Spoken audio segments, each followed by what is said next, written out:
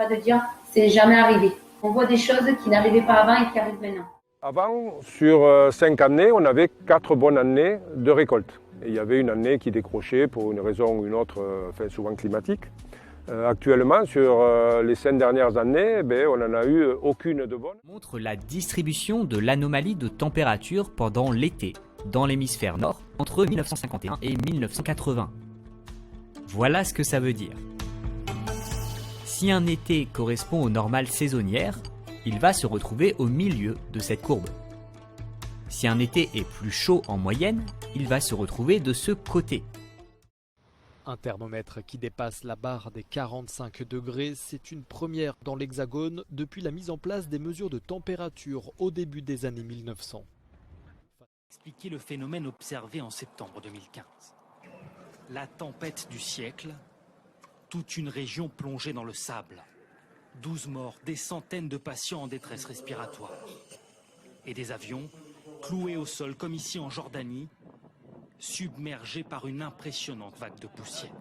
Ainsi que cette distribution s'aplatit. Résultat, il y a plus d'étés anormalement chauds. Et leur température augmente plus vite que la moyenne. Et ces étés très chauds, tout à droite, s'accompagnent souvent de canicules qui sont de plus en plus fréquentes, sévères et longues. Regardons d'abord près des océans ou dans les régions humides où il y a beaucoup d'eau disponible. La hausse des températures va y augmenter l'évaporation et la quantité d'eau que peut contenir l'atmosphère, ce qui implique davantage de précipitations. L'augmentation de ces précipitations peut entraîner une multiplication et une intensification d'inondations. 3 jours, ce barrage cède sous la pression des eaux, au nord du pays. Hier, explosion contrôlée pour dévier un cours d'eau dans cette province du Ronan, la plus touchée par les pluies diluviennes. Zhengzhou, 10 millions d'habitants, est aujourd'hui encore sous les eaux. Les habitants sont toujours évacués. Car hier, il est tombé sur cette ville 200 mm d'eau en 1 heure à peine.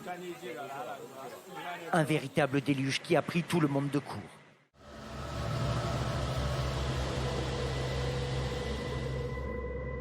Les projections sont sans appel.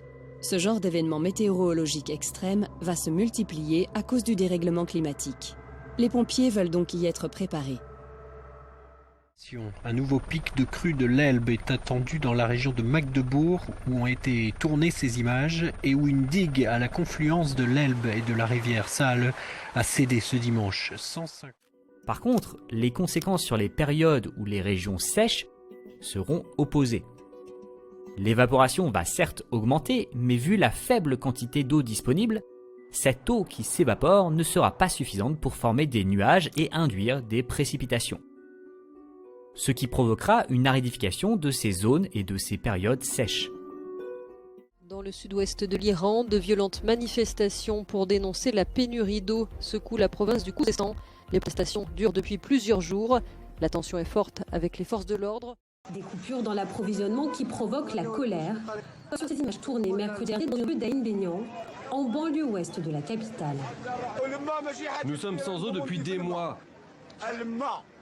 Je n'ai pas pris une douche depuis des semaines. J'ai de la crasse sur mon corps. Les Algérois pensaient en avoir fini avec la crise de l'eau.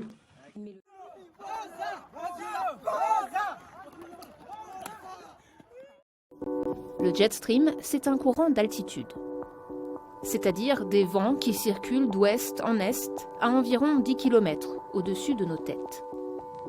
Il existe grâce à la différence de température entre les tropiques et les pôles. Sauf que sous l'effet du changement climatique, les pôles se réchauffent plus vite que le reste de la planète. Et ça, selon les scientifiques, cela affaiblit vraisemblablement le jet stream. Résultat, son parcours autour du globe devient plus sinueux.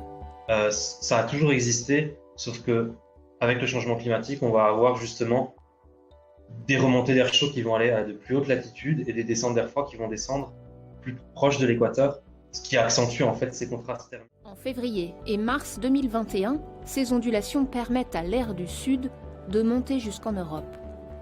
Et le climat est anormalement doux. Avec ces températures printanières, les végétaux commencent à se déployer, ce qui les rend plus vulnérables au gel. Mais début avril, c'est de l'air froid qui descend du nord et s'installe sur des végétaux fragiles.